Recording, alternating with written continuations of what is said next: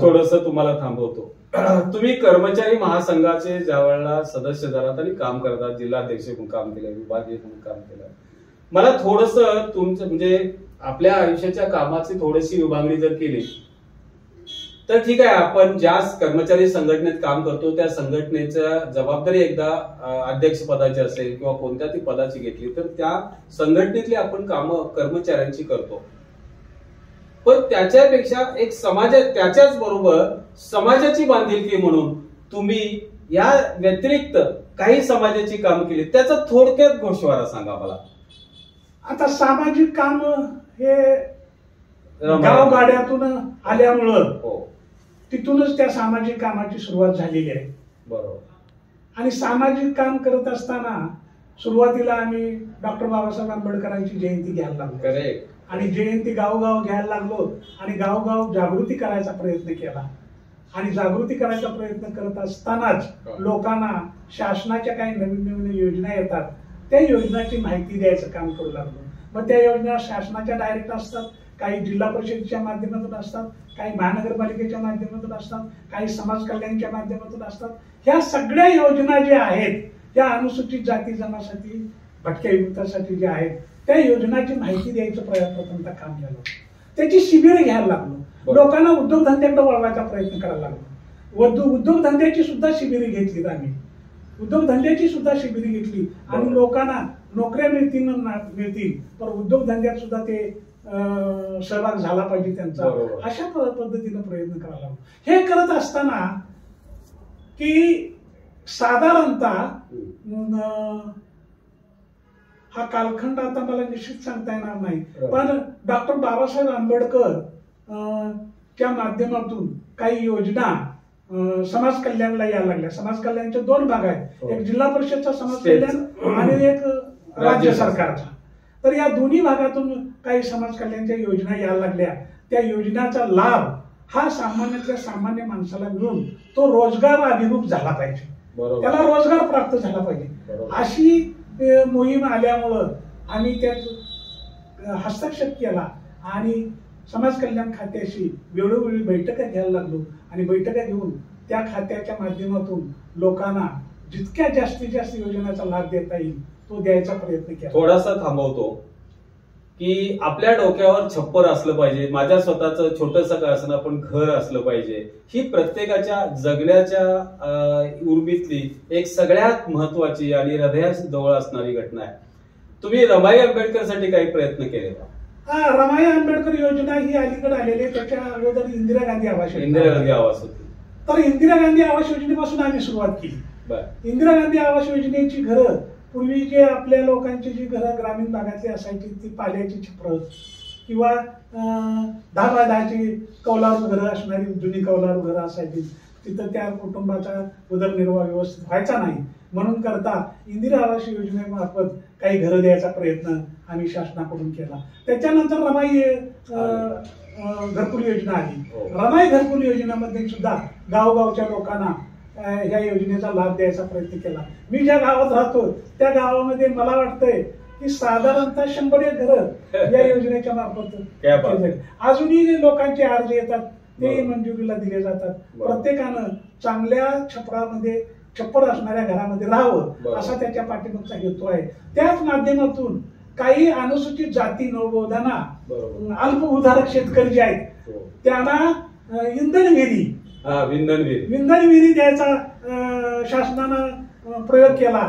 त्या प्रयोगाचा सुद्धा आम्ही समाजातल्या घटकापर्यंत पोहोचवून त्या इंधन विहिरीची सुद्धा व्यवस्था केलेली आहे. अनेक गावांना इंधन विहिरी द्यायचा प्रयत्न केलेला आहे. म्हणजे सामाजिक काम म्हणून हे सगळे प्रत्येक गावामध्ये समाज मंदिर झालं पाहिजे, समाज मंदिर झालं पाहिजे, त्याची तिथे एकत्रित लोकांनी जगलं पाहिजे, विचार विनिमय केला पाहिजे. त्याच्यासाठी शासनाचे ग्रामपंचायतचे काही फंड असतील त्या फंडाचा उपयोग केला पाहिजे. हरिजन वस्ती सुधारणा योजना आली, त्याच्यासाठी शासनाकडून केंद्र सरकारकडून डायरेक्ट फंड यायला लागले ग्रामपंचायतीला.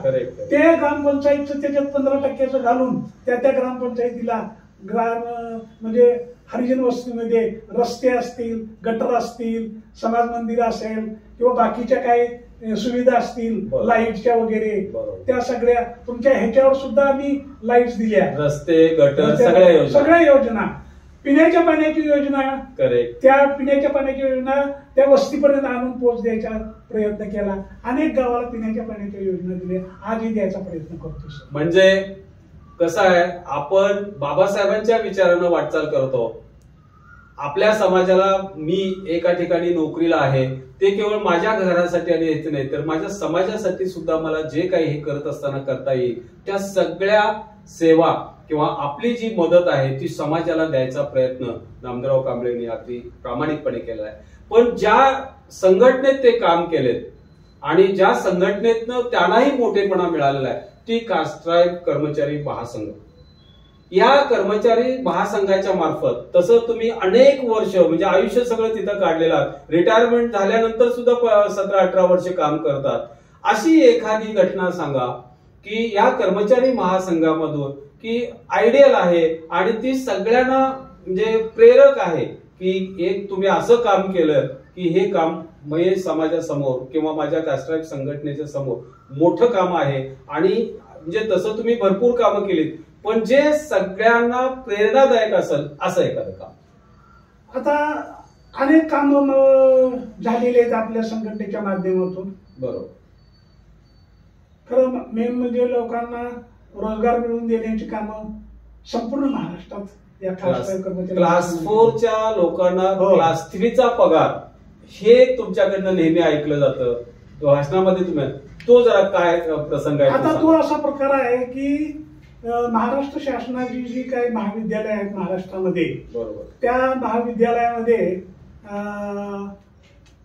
लॅबमध्ये काम करणारे जे कर्मचारी आहेत, बरोबर, त्या लॅबमध्ये काम करणाऱ्या कर्मचाऱ्यांची एक मागणी संघटनेचा या जिल्ह्याचा प्रमुख किंवा विभागाचा प्रमुख म्हणून माझ्याकडे आली. ती मागणी अशी होती की लॅबमध्ये काम करणारे जे कर्मचारी आहेत ते वर्ग 4चे कर्मचारी आहेत आणि ते अडचणीच्या ठिकाणी काम करतात आणि त्या अडचणीच्या ठिकाणी ते स्वतःच्या शरीरावर त्यांचा त्या केमिकलचा परिणाम होतो. त्या वातावरणात ते साधारणतः 8 तास 12 तास ते वावरत असल्यामुळं त्यांच्या शरीरावर त्याचा दुष्परिणाम होत असतो. म्हणून करता त्याच्यासाठी जे लागणारा औषध उपचार आहे किंवा बाकीच्या काही गोष्टी आहेत ते त्यांना पुरवठा व्हावा याच्यासाठी त्या 4थ्या वर्गातल्या लोकांची मागणी होती की आम्हाला या वर्गातलं बेसिक स्किल मिळालं पाहिजे. अशी त्यांची मागणी आल्यानंतर ती मागणीचा मी पाठपुरावा करायचा शासनाकडे प्रयत्न केला. शासनाकडे अनेक वेळेला बैठका घेतल्या आणि बैठका घेऊन त्याच्यासाठी केंद्र सरकारचं जे धोरण होतं त्या धोरणाचा लेखी पुरावा त्यांच्या समोर ठेवला महाराष्ट्र सरकारकडे आणि त्या ठेवल्यानंतर त्यांनी तो मान्य करायचं मान्य केलं आणि मान्य केल्यानंतर कॅबिनेट पुढे ठेवून वर्ग 4च्या कर्मचाऱ्यांना वर्ग 3चा वेतन संधी मिळाली पाहिजे त्याची कारण हे असे आहे याचा सगळ्याचा नामोल्लेख केला आणि संघटनेनं मांडलेली भूमिका ही रास्त आहे. आणि असा तो GR काढला आणि GR काढून शासनाची जी महाविद्यालय आहेत त्यांना सगळीकडे तो प्रसारित झाला आणि त्यांना तो द्यायला सुरू झालं. सुरू झाल्यानंतर खाजगी महाविद्यालयाच्या लोकांना सुद्धा जिथं लॅब आहेत त्यांना सुद्धा तो त्याचा लाभ मिळवण्यासाठी प्रयत्न केला आणि तिथं तो लागू झाला. आता थोडस तुम्हाला इथं थांबवून विचारतो मित्रांनो, हा जो लाभ आहे हा काही केवळ वंचित घटकातल्या म्हणजे किंवा आपल्या जाती जमातीचा याचा काही संबंध नाही, सगळ्या समाजासाठी हा लाभ झाला असं कांबळे साहेबांनी हे काम केलेलं आहे. याबद्दल त्यांचा तुमचा सत्कारही झाला होता. हो. त्यावेळेला काय केलं 1995ला ही लोक एकत्रित झाली कोल्हापूरची आणि कोल्हापूरची लोक सगळी एकत्रित झाली आणि त्यांनी ठरवलं की बाबा आपण त्यावेळेला प्रसिद्ध गाडीमध्ये MIT बरोबर 1994-95 तर ती 1994-95ला MIT गाडी देऊन माननीय शिंदे सायबरचे प्रमुख त्यांच्या हस्ते माझा सत्कार केला आणि मला सन्मानित करायचा त्यांनी प्रयत्न केला. थोडासा हटके प्रश्न विचारतो. खर तर कसं आहे, ज्या व्यवस्थेत आपण राहतो ती राजकीय व्यवस्था आहे. तुम्ही आयुष्यभर कर्मचाऱ्यांची कामासाठी समाजाच्या कामासाठी झगडतात, काम करतात, संघर्ष करतात. म्हणजे अगदी क्षेत्रीय लेवलच्या साध्या क्लार्क पासून ते मुख्यमंत्र्यापर्यंत तुमची उठबस राहिलेली आहे. सचिवांच्या पासून मुख्यमंत्र्यापर्यंत तुमची उठबस राहिलेली आहे. म्हणजे ह्या संघटनेच्या कामासाठी एक प्रश्न असा विचारावा असा वाटतो, म्हणजे आनंदानं तुम्ही सांगा, नाही सांगायचं असेल तर हे चालेल. कोणत्या मुख्यमंत्र्यांचं काम या बाबतीत तुम्हाला बरं वाटलं किंवा जास्त सहकार्य झालं असं काय सांगू शकाल का? आता हा मुद्दा काय आहे की मी इतरांवर आपण अन्याय करायचा नाही. सरकारी कर्मचारी संघटनेचं काम, नोकरांच्या कर्मचारी संघटनेचं काम करत असल्यामुळं येणारं सरकार जे आहे ते कोणत्या पक्षाचं कोणत्या गटातटाचं आहे आपल्याला बघून चालत करता येत नाही. कारण येणारे सरकार हे आपलं सरकार आणि येणारे सरकार हे आपलं सरकार असल्यामुळं त्या सरकारला आपण सहकार्य करणं, सहानुभूतीनं काम करणं हे आमच्या संघटना म्हणून काम करणाऱ्या कौशल्य करणाऱ्या पदाधिकाऱ्यांचं काम आहे. मी साहेब गेली 40-45 वर्ष काम करतोय. 40-45 वर्षामध्ये वसंतदादा ज्या वेळेला महाराष्ट्राचे मुख्यमंत्री होते त्यावेळेला या महाराष्ट्रामध्ये 54 दिवसाचा संप झाला. बरोबर. आणि 54 दिवसाचा संप झाला, परंतु त्या 54 दिवसाच्या संपामध्ये कास्ट्राईट कर्मचारी महासंघाची कर्मचारी उतरू दिले नाहीत. बरोबर. कारण का, जर कास्ट्राईट कर्मचारी महासंघाचे जर त्या संपात लोक उतरले असती तर नियमाप्रमाणे, सर्वोच्च न्यायालयाच्या निर्णयाप्रमाणे आणि शासनाच्या नियमाप्रमाणे कर्मचारी जर संपात उतरून शासनाच्या यंत्रणेमध्ये जर अडथळे निर्माण करत असतील तर त्यांच्या सेवा सुविधा या खंडित करायचा सुद्धा अधिकार त्यांना आहे. किंवा त्यांच्या वर होणाऱ्या पदोन्नत्या त्या सुद्धा खंडित करायचा शासनाला अधिकार आहे. म्हणून करता विशेष करून मागासवर्गीयांच्यावर हे जास्त शस्त्र उगारण्याची शक्यता शासनामध्ये घडून येईल. म्हणून आम्ही संपामध्ये कुठल्याही मागासवर्गीय कर्मचाऱ्याला, विशेष करून कास्ट्राईट कर्मचारी संघटनेच्या सभासदाला उतरू दिलं नाही. आणि ते उतरू दिलं नसल्यामुळं शासनानं आमचा उलटी सन्मान केला. आणि सन्मान केल्यामुळं विशेष म्हणून सांगा असं तुम्ही म्हणताय म्हणून सांगतो मुद्दा. माननीय विलासरावजी देशमुख यांच्या मुख्यमंत्री पदाच्या कालावधीमध्ये त्यांनी या कास्ट्राईट कर्मचारी महासंघाला दर 3 महिन्याला जिल्हा लेवलवर, 6 महिन्याला विभागीय लेवलवर आणि 6 महिन्याला मंत्रालय लेवलवर बैठका घ्यायची मान्यता पत्र काढून, GR काढून दिली. आणि त्या दिवसापासून दर 3 महिन्याला जिल्हा लेवलवर, विभागीय लेवलवर, मंत्रालय लेवलवर बैठका घेऊन जे मुद्दे तयार होतील ते मुद्दे अगदी समोरासमोर बसून सोडवायचा आम्ही प्रयत्न करतो.